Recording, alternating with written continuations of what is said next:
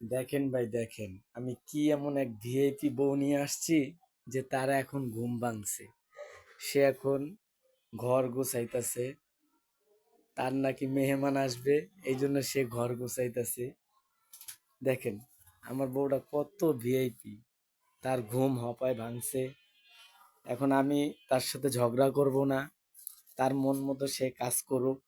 এখন কিছু বলবো না, যদি বলি তাহলে আমি খারাপ হয়ে যাব।